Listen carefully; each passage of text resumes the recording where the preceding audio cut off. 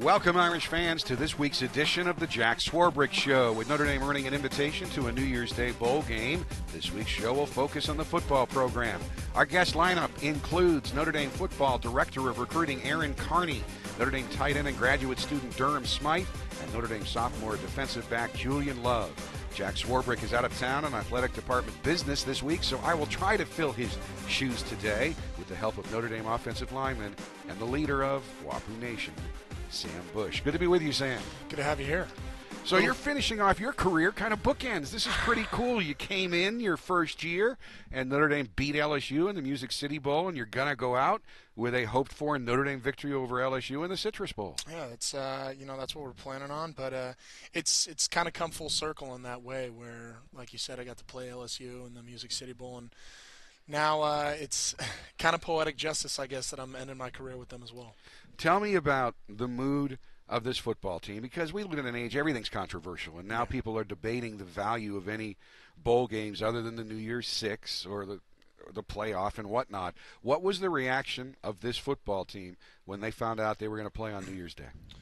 I mean, we were excited, as you could obviously assume. We would have loved to have gotten that 10th win up in Northern California and solidified our spot in an actual New Year's Six Bowl. But the fact that we get to wake up on January 1st and go play football on one of the biggest football days of the year in the country, I mean, that just speaks volumes to where this team has come from in the last year and to where we are now. And only folks who are part of the team realize just all the effort and work that goes into it. It's incredible, and maybe even more for selfless folks like you, the walk-ons, who work just as hard in practice, literally, and don't get a whole lot of the glory. Although I think you have maximized the walk-on experience to a degree that maybe no other walk-on who didn't actually earn a scholarship. Joe Schmidt probably maximized it a little bit more. Exactly. And actually saw him before the Stanford game. But for you get a lot of benefit out of it. But for this team to be where they were a year ago at this time to this time, that really is a remarkable turnaround. It's been something that's I've considered a true blessing to be a part of, and it's been an honor to have taken a role in that, whatever that role may have served. But, it's not necessarily anything we didn't expect. We know the kind of work that we put on starting back when we came here in January. We were on a mission right when we got back here in the spring semester of last year that we never wanted that taste of going 4-8 again. We wanted to put Notre Dame football back to where it deserves. And I think this year we have taken, and we still have one more game left obviously to play, but we've taken a significant step in the right direction to putting us back where we belong. To you guys, how much difference is there? 9 wins, 10 wins? It's something that I think we've earned. I'm not going to necessarily say that it's the be-all, end-all, but 10 wins is something that would be very special for a very special team, because that's what we are. This is a different Notre Dame team than I've been around in my previous 4 years, and I think it's something that we deserve. And Coach Kelly kind of remade himself this year. And in past years, there's been a lot of talk from the coaching staff about, 15 extra practices, and you haven't used them all in the past. You're using them all this year. Mm-hmm. Some of it was to develop younger guys and technique, and he's been very upfront. No, it's about winning. It's about that 10th win. It's about that 10th win. I even know from a traveling party perspective, it's going to be pared down. This is going to be much more like a regular season road trip to a game, other than it's longer, as opposed to some past bowl trips where families win and a lot of the department people went. This is going to be the football organization going down to win a football game. Absolutely, and that's what we expect. We don't know why anybody in the Notre Dame fan base would expect anything less. We're here to put on that gold helmet and represent Notre Dame to the best of our abilities on that football field when we take it on Saturdays. So we're going down there with a mission in mind to beat LSU, and hopefully we'll be able to come back to South Bend with that mission accomplished. Well, you got to be excited about this show. It's all Notre Dame football all the time. That's right, man. First all football show. I can't wait. All right, Aaryn Kearney's going to join us right after this timeout on this week's edition of the Jack Swarbrick Show. We expect a great one tonight. This crowd is electrified. Strong drive and one. He'll be at the line. Have not been able to stop the drive.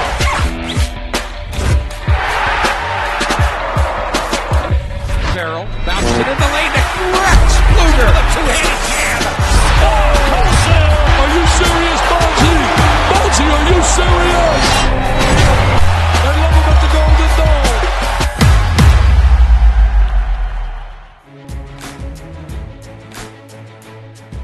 Our first guest on this week's edition of the Jack Swarbrick Show is Notre Dame Director of Football Recruiting, Aaryn Kearney.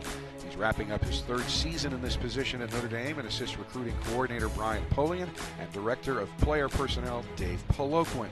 Aaryn organizes all official and unofficial visits by prospective student athletes, manages compliance and academic records for recruits, oversees student workers, and helps organize and direct game day recruiting efforts. Obviously, there's a lot of hours involved in this job. Aaryn came to Notre Dame after 6 seasons in a similar role at Nebraska.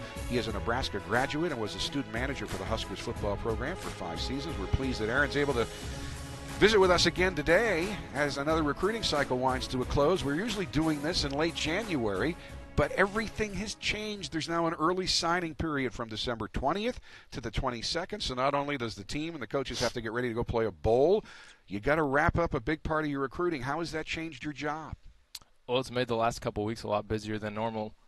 Typically, this would be a time of the year where we'd just be preparing for official visits. So we're doing that, and then on top of it, looking ahead to the 20th to make sure we have all of our pieces in a row to be ready for signing day. So all the social media stuff that goes into that, all the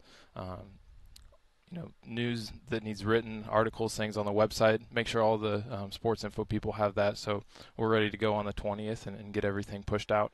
Now, under NCAA rules, whenever we talk about recruiting on an official university-produced show, we have to be very generic. We can't mention specific players or situations like that. But as you look at this right now, and I know Coach Kelly was asked in a press conference, it's looking like, and you're expecting the majority of your verbal commitments to sign in the early period. Is that correct? We are, yep. Everybody that's committed to us currently, we're expecting them to sign on the 20th. So looking forward to it. So how is that going to change the next signing date, which is again still the first Wednesday in February? How will your work change?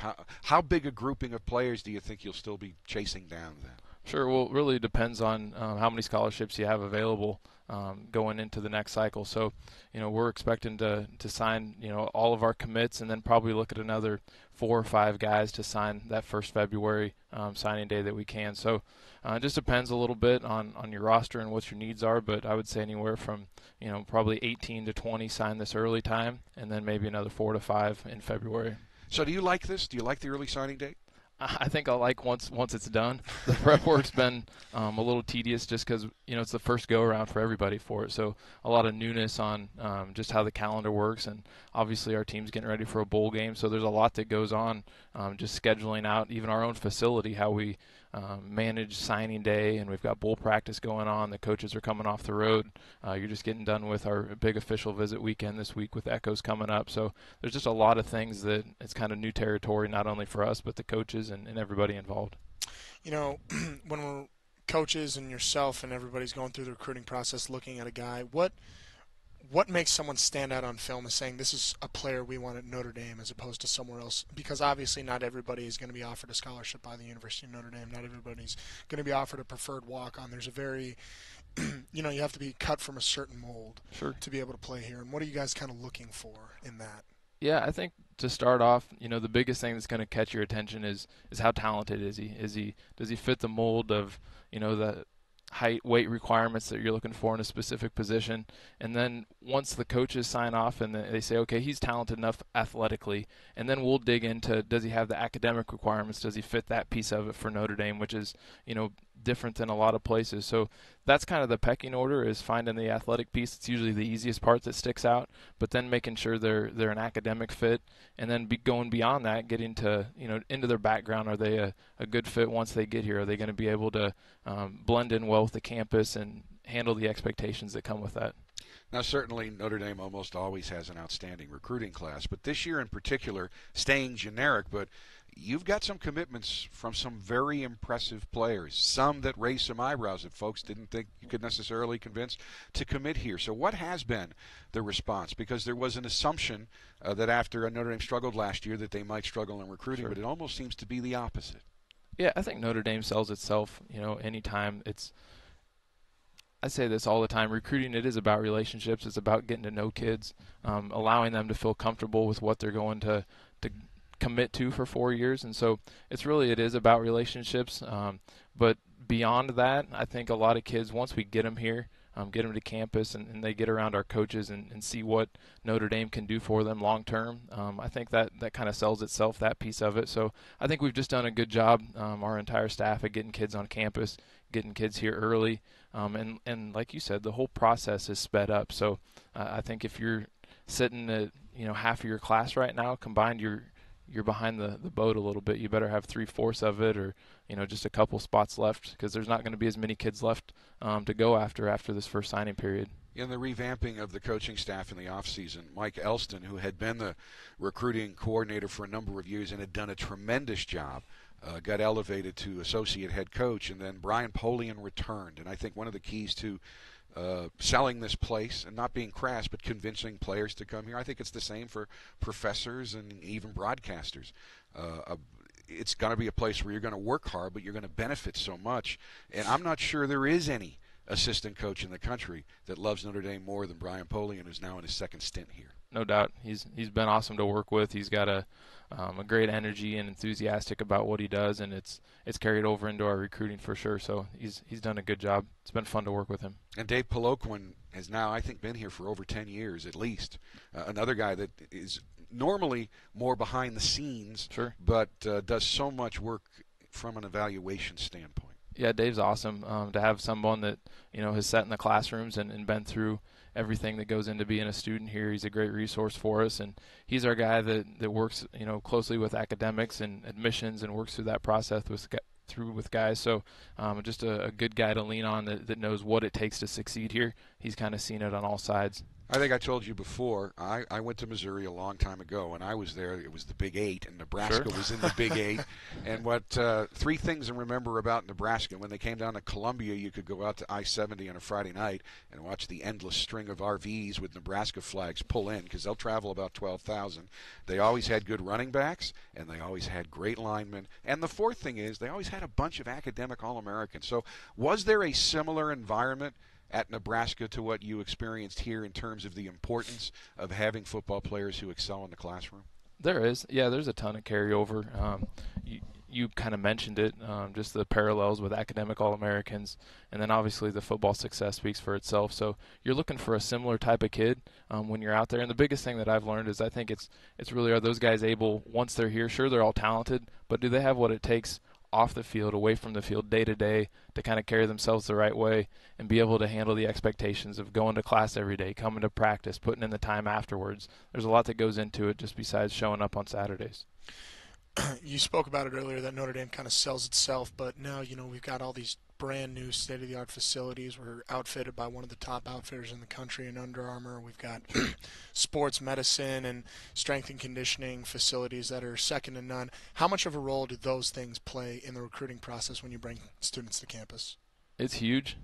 It's hard to put a value on it, but the more, and it's an arms race just like everybody says and talks about, but the more you continue to update your facilities and sign new apparel contracts and show that commitment outside of the football piece of it, what you're doing to kind of enhance their experience while they're a student athlete, it just adds to already a special place. So we're lucky. The new stadium has been awesome for us, just the being able to walk kids through the facility and through the new renovated locker room, have the big screen in there during game days. It's really changed the environment, I think, on game day. Now, I can't let you go until I have you talk about this guy. Now, he got here, recruited as a preferred walk-on before you got here, but what makes Sam Bush a good fit for Notre Dame? Well, I guess first of all, anytime you look at someone that's walked on, you're looking for a selfless guy, right? It's not about themselves, and I think that kind of sums Sam up in total. He's a total team player.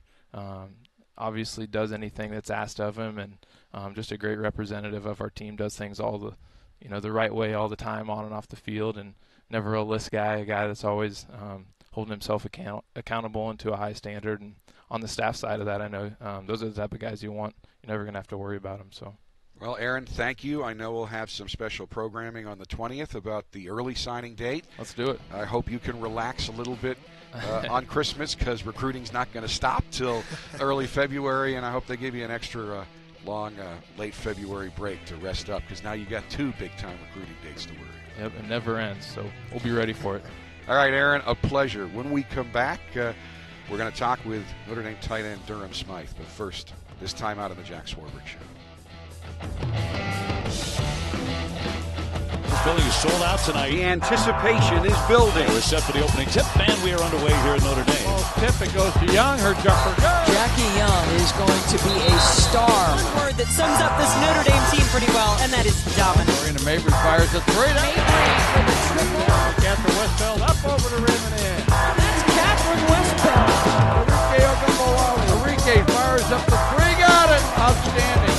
If you're not here, you're missing it. Welcome back to the Jack Swarbrick Show. Our next guest is Notre Dame tight end Durham Smyth. He's already graduated from the university, now taking graduate classes. He was on the Mackey Award watch list this season, made his 26th consecutive start against Stanford, caught a 25-yard touchdown pass against NC State this year. So far in the season has 13 catches for 234 yards, and you get to end your career on New Year's Day. That's pretty cool.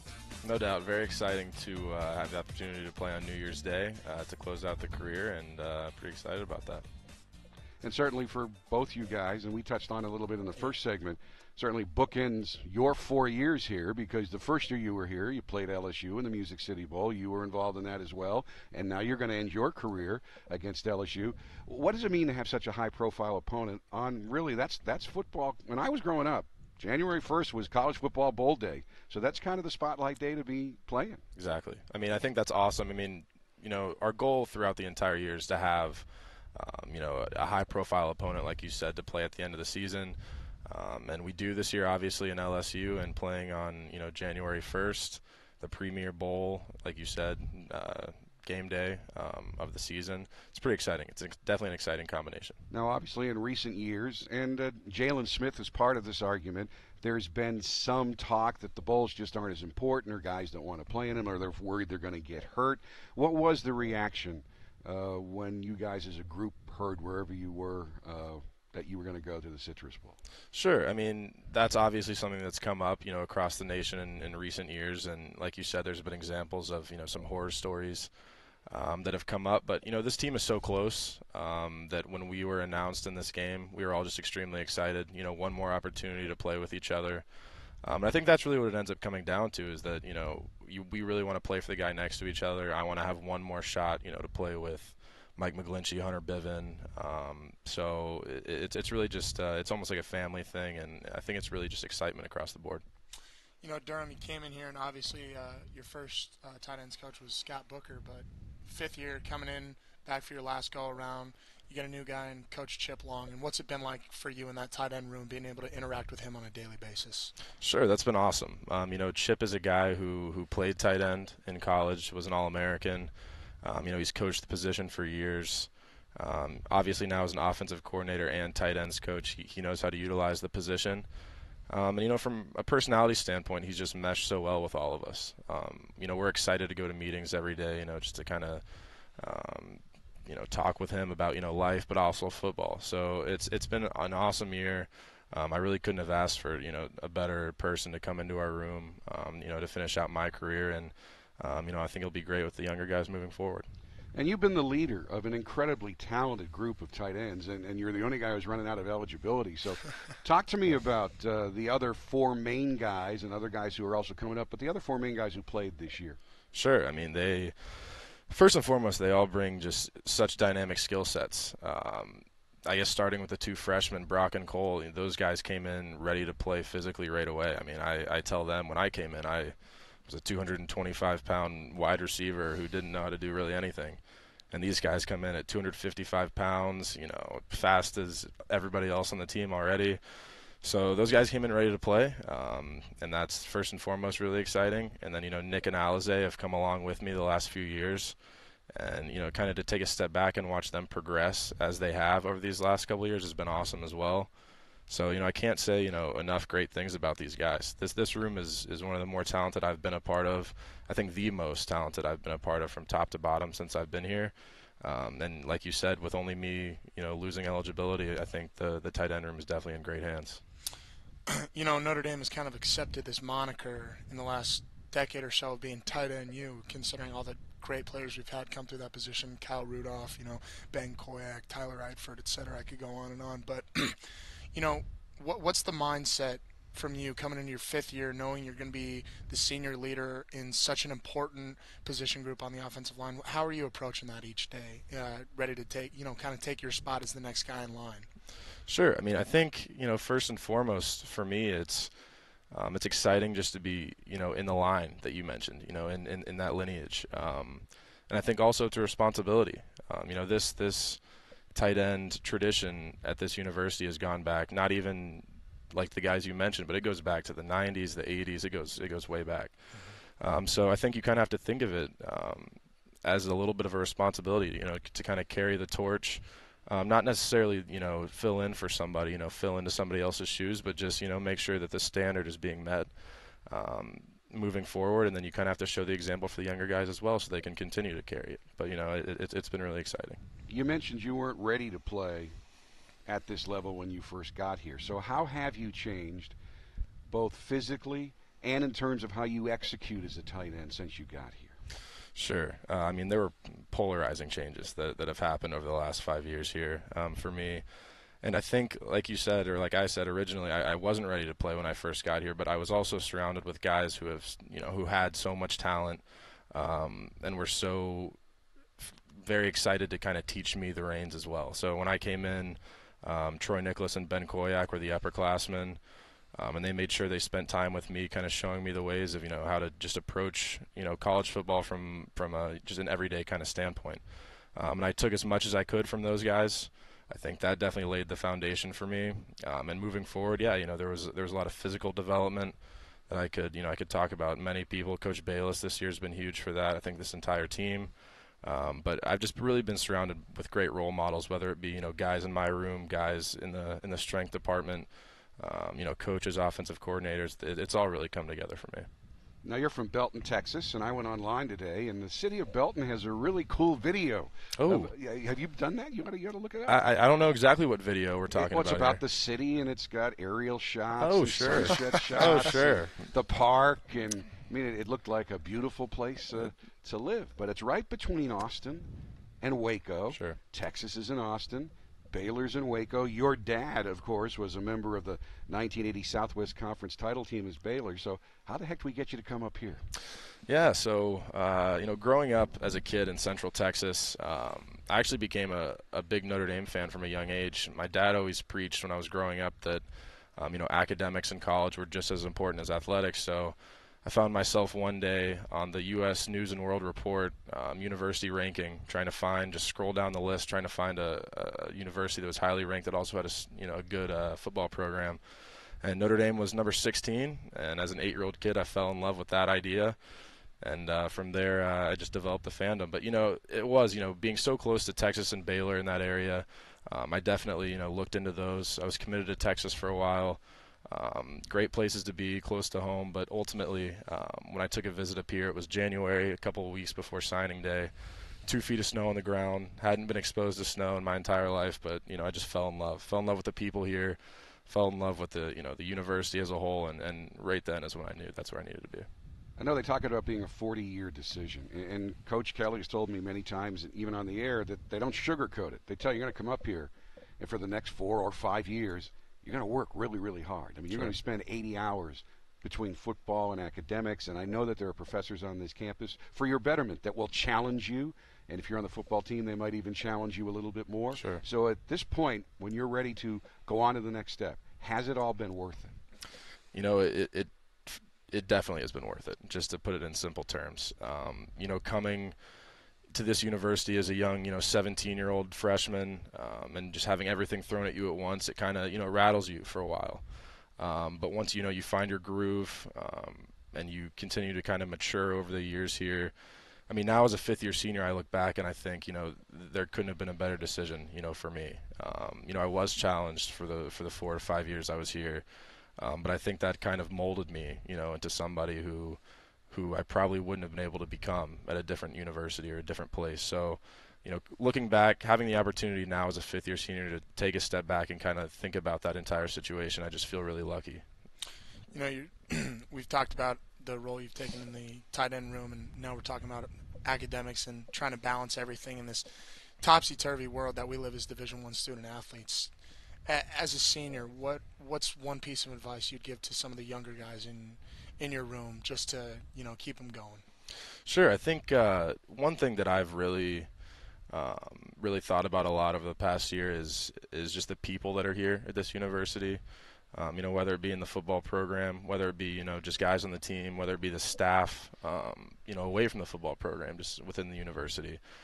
So if I had to give advice, maybe to myself, if I could give advice to myself when I was 17, or these young guys that are here now, I would just say, absorb as much as you can from the people around you, because they're all special, and they're all at this university. They're all special in a unique way. So if you can just absorb a little bit from as many people as you can, you're really going to be put into a really good spot when you leave here. Now I want you to talk a little bit about this guy. Different room, but at times same skill sets. Sure. In that you both have to block and whatnot. You've worked with him. You've worked against him a little bit. We used to live together. We actually, former roommates as well. Yeah. His junior year, Yep. my sophomore year. Yep. We were Really? roommates, Yep. yeah. What was that like? Did he keep you up all night playing the guitar and stuff? All night. It was brutal. Really? I had to get out of there. That was unfortunately Durham had gotten hurt that season, so Yeah. he and I got to spend a lot of free time. That's true. Yeah. with each Yeah. other. We became really close that year. Yeah. So he came on as a preferred walk-on, and for folks that don't know what that is, it means it's a guy who can play. He's not being guaranteed the scholarship or a lot of playing time, but he's on the squad both to get you better and in case something happens. If there's injuries, I need somebody who can actually play at this level, Sure. which he can. So how has he developed, especially now that you have that roommate connection? Yeah. How's he developed since he's been here? Yeah, no doubt. So I think you hit it on the head when you said, the preferred walk-ons, people who need to be ready to play first and foremost, people who, don't have anything given to them though.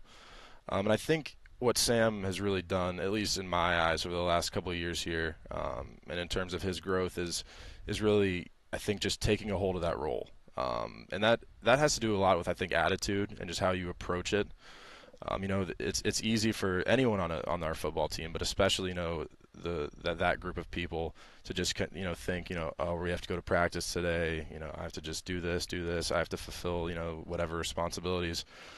But Sam, especially over the past couple of years, has just always come excited to play. I'm excited to get these guys better, really attacking his role, which is something that I think rubs off on a lot of other people. You'd be surprised how big of an impact a little bit of excitement really impacts an entire team. So I think him attacking that role, like you said, always being ready to play if need be, is something that I've really have had a lot of respect for since I've been here and since I've known him. Not only the president of Wapu Nation, very but important. I know in the media room when Coach Kelly explained the new groupings this year. Obviously, last year was an aberration, unacceptable. A lot of things had to be changed, and they talked about, well, it had become too siloed. Guys spending too much time just with the tight ends, just the running backs, just the DBs. They wanted to mix it up. And when different personalities, people who they thought would draw people out and help them achieve, Sam was like the lead consultant on the groupings. I mean, were you aware of that he had those meetings and had so much say in where you were located in the Goog locker room? I actually wasn't aware of that until I read an article that explained that to me. But now looking back, it doesn't surprise me because Sam, with the personality that he has, I could see him definitely suggesting, being able just to be exposed to a bunch of different people because this guy just randomly gets along with everybody. So now you have one more game to make memories here, and I'm sure you'd like it to be a 2-touchdown and 24-point victory over LSU. But as you look back now, are there plays right now that really stick out in your head that you were involved in? Yeah, I think so. And a 2-touchdown game would be awesome. Scoring touchdowns, awesome. I remember all those that I've scored over my career here, celebrating in the end zone, whether it me being the one to score the touchdown or anybody else is my favorite thing to do on the football field. But at the same time, the plays that a lot of people I don't think recognize as much, at least from my perspective, are the ones where I get to have a down block with one of our tackles or sealing the edge or something, and then Josh Adams runs by me for an 80-yard touchdown, and that feels just as good. So I think looking at this year specifically, scoring a touchdown against NC State was awesome, very exciting time. But with all the 65-yard plus runs that Josh has had, and having a little bit of a role in those, I mean, those are awesome too, and I get just as excited about those. People who listen to me on the radio know I really get upset because the common phrase out of any fan when the team doesn't do well is, they came out flat. They didn't want it. Sure. I'm around you guys all week. You work so hard. You want it. I was at the Stanford game. That was a very hotly contested game till the fourth quarter. Sure. That was because of turnovers. But if you didn't want it, if you came out flat, you would have been down 3 touchdowns going into the fourth quarter. How important is it for you guys to come out and get that 10th win on the bowl game? I think it's very important. For this team as a whole, I think this team is deserving of a 10th win. I've been around, 5 teams since I, originally got here, and some very talented teams at that. But this might be the most hardworking, really just, like you said, emotional high, excited to play the game team that I've been a part of since I've been here. So I think, like I said, this team is deserving of a 10th win. And I think that's really the only way that this team should go out.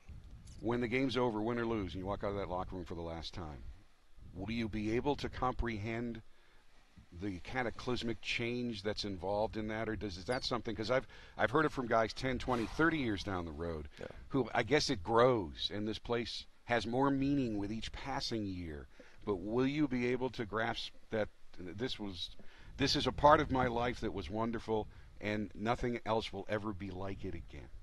I think I'll do my best, to try immediately to recognize that, to try to grasp that. But at the end of the day, I think that's something that, like you said, other people have said it kind of builds on you as the years go by. But I think leaving that locker room with, all the time that I've had to kind of take a step back, this my 5th year and everything, I think I'll recognize just how of an important event it is. But like you said, I think it'll continue to grow as the years go by. So this time next year, what do you hope to be doing? Well, what's next for you?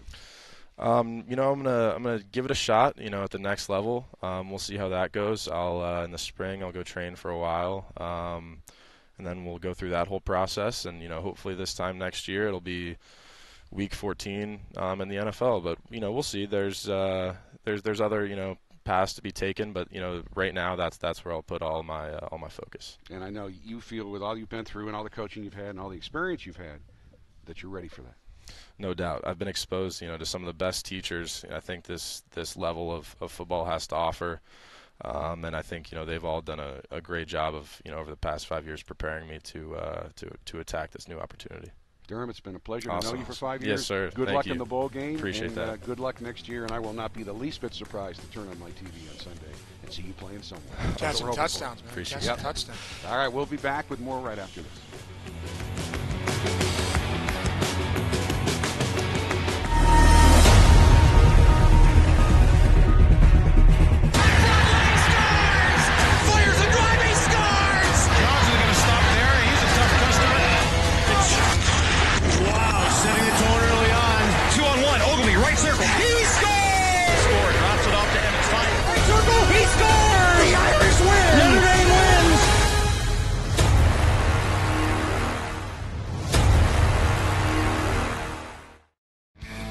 Welcome back to the Jack Swarbrick Show, where we are delighted to welcome sophomore cornerback Julian Love. Started all 12 games this season, returned interceptions for touchdowns against both Michigan State and NC State. The first Irish player with 2 pick sixes in the same season since Tom Zbikowski. Has 62 tackles this year, 5th on the team. A team best 3 interceptions and 17 passes broken up, which is a record. And man, you've had a pretty good year. I don't know if there's enough accolades on this sheet. Thanks. So how do you think you've grown this year? Because the secondary was, in some people's mind, a question mark, and you had to be a leader, one of the guys who were pointed at to be a leader, and you've really stepped up and been a leader. Right. I think it was experience that really helped shape our secondary this year. Not just myself, but the rest of the crew. Jalen Elliott coming back off of experience, Troy Pride, Dante Vaughn, and then we have obviously Nick Watkins back and Sean Crawford, and that obviously I feel like helped us tremendously. First of all, off the field, you're known for your smile. You're always smiling. We drag you in the radio show in front of the live audience. You always seem to be smiling off the practice field. I'm not saying on the field you're always smiling, because actually I've been to the sidelines a couple times. You're not always smiling on the field. But off the field, you always seem to have this upbeat personality. Where does that come from? I'm not sure. I just truly believe that you're at your best when you're smiling, when you're having fun.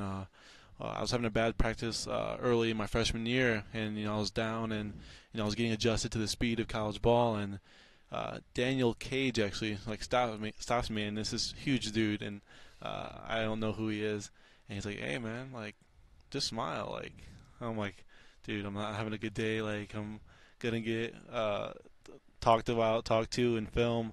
And he's like, "It's all right. Just force yourself to smile, and that will make you happy." And so, I guess just by doing that, I just do it naturally now.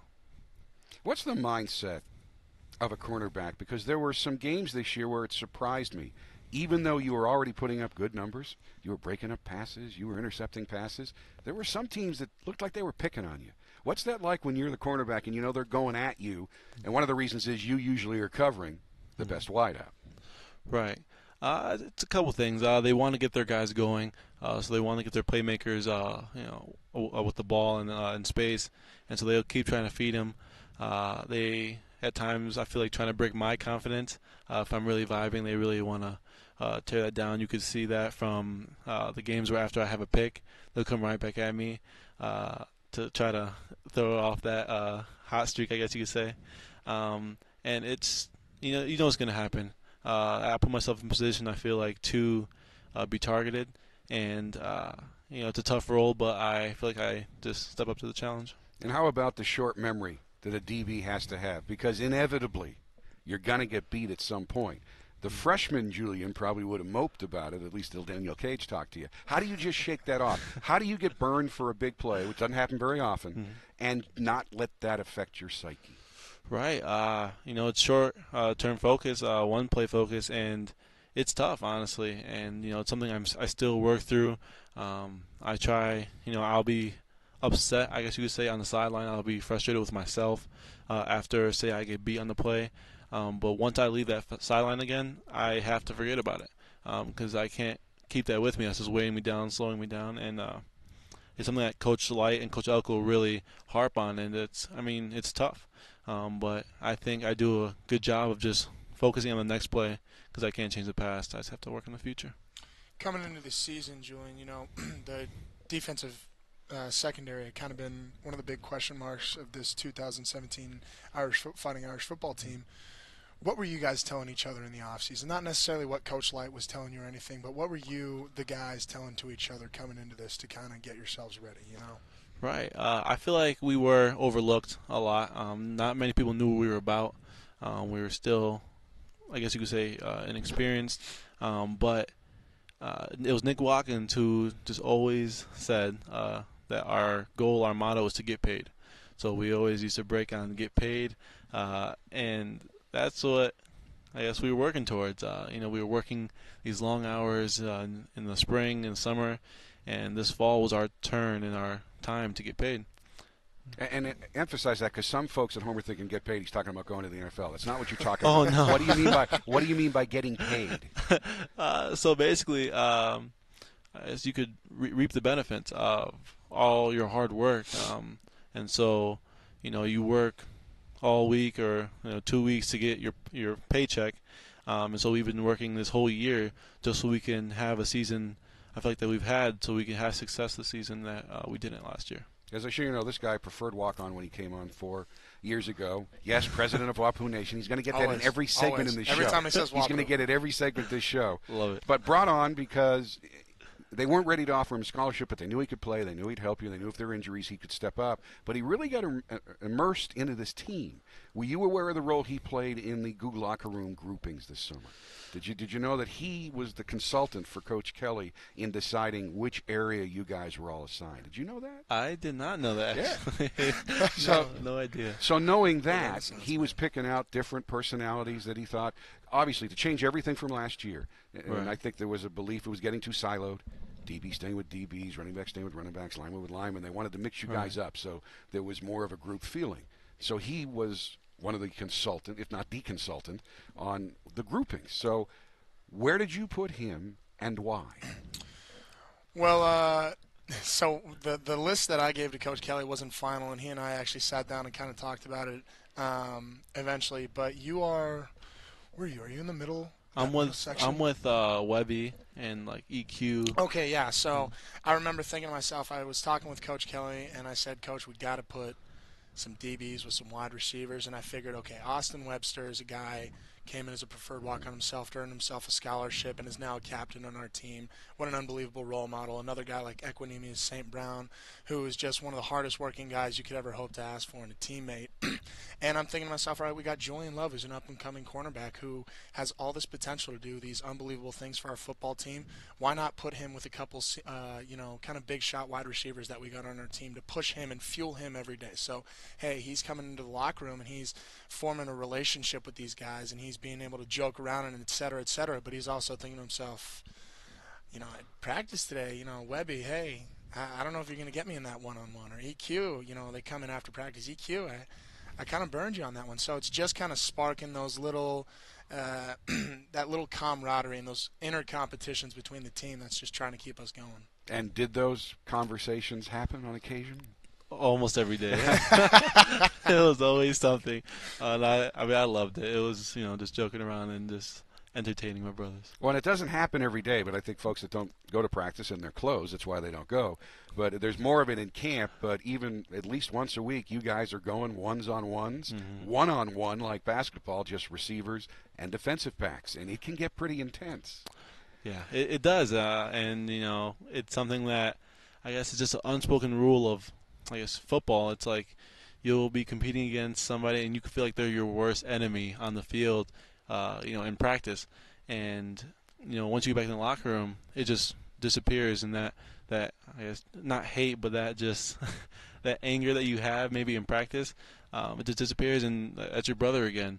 And then you could talk about it, you could joke about it, and maybe can you learn too? Can he help you and you help him? You say, hey, you know why I got that? Right. Because you had a tell, or that last step you had me beat and you didn't take it. Does it ever get to that level? With EQ all the time.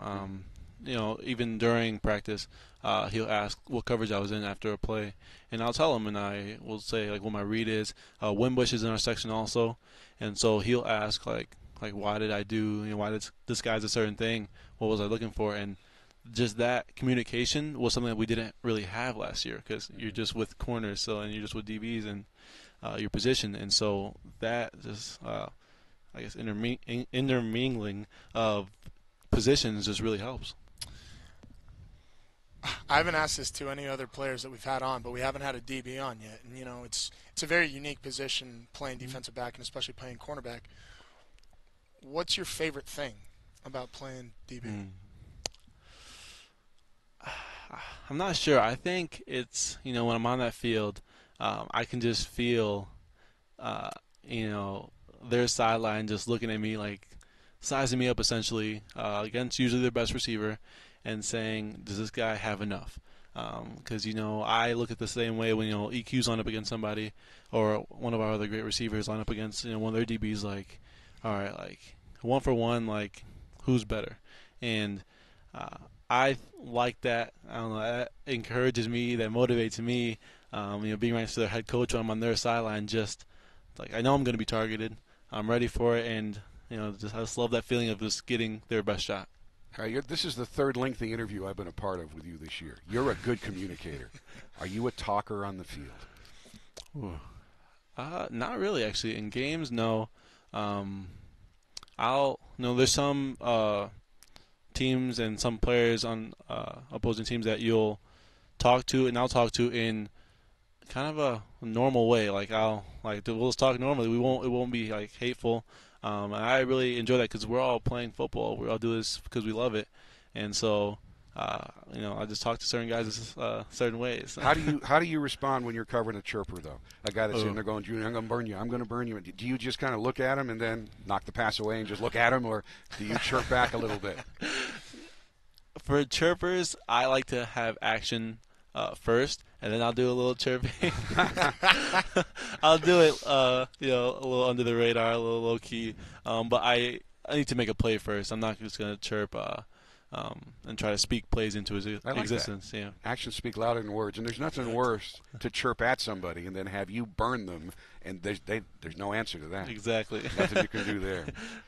So How excited are you about going up against a very talented LSU team? And as a secondary, they have a reputation for having a very good pass defense. So even though you won't face the LSU secondary, does that motivate your unit to show that, you know what, we're pretty darn good as well? It does. I know a couple guys on their team, and they have that reputation of being a very, I guess you would say, smash mouth. Real aggressive and real dominating, I guess you would say, pass defense. And we're going to show what we have, and I feel like we have the talent, we have the experience, and we have just that unity within our secondary to do that and to accomplish that. And that's definitely in the back of our mind going into this game, to try to compete, even though we're not competing against them on the field, compete against their secondary, for dominance, basically. I talk about defensive backs having a short memory. Fans have a short memory. In the summer, you're coming off a 4-8 season. Mm-hmm. In November, you go into November, you're in the playoff. And November was tough. So now a lot of fans are upset and disappointed. But you guys have still had one of the great turnarounds already in Notre Dame history. And if you get to the 10th win, that's a 6-game turnaround. So what perspective do you guys have approaching the Citrus Bowl? Are you guys really excited because you had to go through the pain of last year that, hey, we're playing on New Year's Day. We've had a pretty darn good year, and now we want to cap it off with a big win. Right. I think, starting in this preparation for that game, we have a lot of, or not a lot, but we have some downtime right now, to finish up our finals, to get our grades in order, and then, starting this weekend, we're back at it, and we're excited, and being away from the field for a little bit of time really just motivates you and gives you that that little twitch to get back on the field, and we're ready to compete. We're ready to finish this thing off the right way because people remember how you finish at the end of the day. And so, we didn't like how our last couple games finished, but this game is that redemption that we have, and to finish this off the right way. I love the way he just said downtime. Yeah. I know I'll switch sports, but I was interviewing Coach Bray before the Ball State game last night, and he said actually for players, this week is almost tougher than next week because this is when all the final studying is being done. This is when the papers are handing in. Final projects. Yeah, and you're in the Mendoza College of Business. It's not like that's a walk-in, read the Wall Street Journal, and leave. I mean, you get challenged there for a guy that likes challenges. So how do you handle this? Because, there's so many business majors on the football team, and you get challenged the entire year in that College of Business. I do. We do. And at times it does get tough. At times you could really doubt yourself and really, not feel comfortable in what you're doing. But it's just like anything in life, when you're faced with a challenge, you can either rise or, fall. And so I love the challenge. That's why I'm here, after all. And so I'm going to take that challenge and just keep grinding away at these academics and these classes and just finish off the right way, just like we're trying to do with football. I'm going to do with my classes first, and then in Orlando.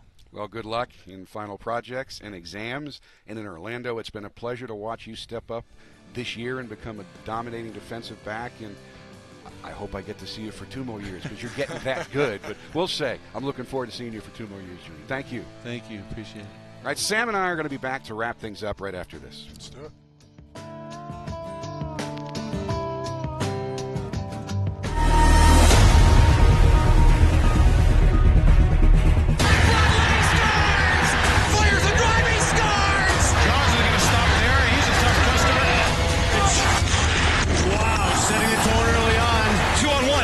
Circle. He scores! Score. Drops it off to him. It's fine. Right circle. He scores! The Irish win! Notre Dame wins.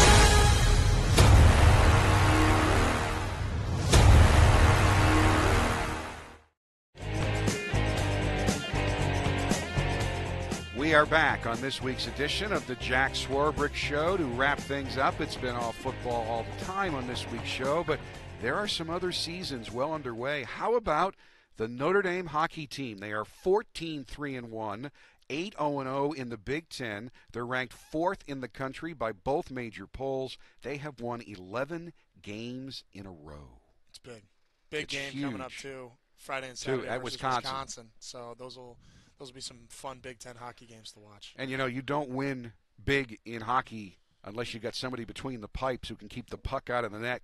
Cale Morris was named the Hockey Commissioners Association National Division I Player of the Month for November. The Irish sophomore goaltender leads the nation in save percentage in November, .969, and a goals against average of 1.12 while going 8-0 with 3 shutouts. Makes it pretty easy to win as a hockey team when your goalkeeper's doing that. No, absolutely. And in all honesty, hockey seems like a great fit in the Big Ten. And the travel's down a little bit. That's good as well. Men's basketball struggling a little bit. They beat St. Francis last week. Big upset by Ball State. I have a new philosophy. Indiana learned it last year. They lost to Fort Wayne. Notre Dame lost 4 years ago to Indiana State. You can't schedule in-state mid-majors because they come up and they bite you. See, I got a philosophy that Mike Bray should never wear another suit again and just shorts and stick to shorts and a T-shirt. A lot of people are suggesting that, and I think he'd go with it, but we might have to go to sweatpants because it's a little chilly. You know what? here. I think the shirtless look with the lay around, he might just have to come out on the sideline with that. Yeah, I'm not so sure we're all ready for that on a regular basis. He did tell me I was up for an honor I didn't get last week, but he said, if you get it, I want you to take your shirt off. That would be blinding, I'll tell you that. Women's basketball, playing so many games on the road. They have so many injuries, but they just keep winning, except at UConn where they had a lead going into the fourth quarter, and they played so very well. Tough to beat UConn and Hartford. UConn came back to win 80-71, but an manned team, under personnel team with all the injuries. Muffet's team is playing well again. Yeah, well, and those two teams are, two of the pinnacle college women's basketball teams in the country, and 2 great coach teams. So you know that whenever Notre Dame and UConn get together, it's going to be an awesome basketball game. Unfortunately, they got it, but I got a lot of faith in our women. And we have to mention the volleyball team. 22-10, 12-8 in the ACC, tie for 5th. They made their first NCAA tournament since 2012. They unfortunately lost in Lexington to Western Kentucky, but a big turnaround for them, big things coming up for them in the future. Huge congrats to them. Couldn't be more proud of you girls holding it down for the Irish. Sam, a pleasure. Take it easy, man. All right, Big Jack will be back next week. That'll do it for this week's edition of the Jack Swarbrick Show. Thanks for listening, everybody. Goodbye, and go Irish.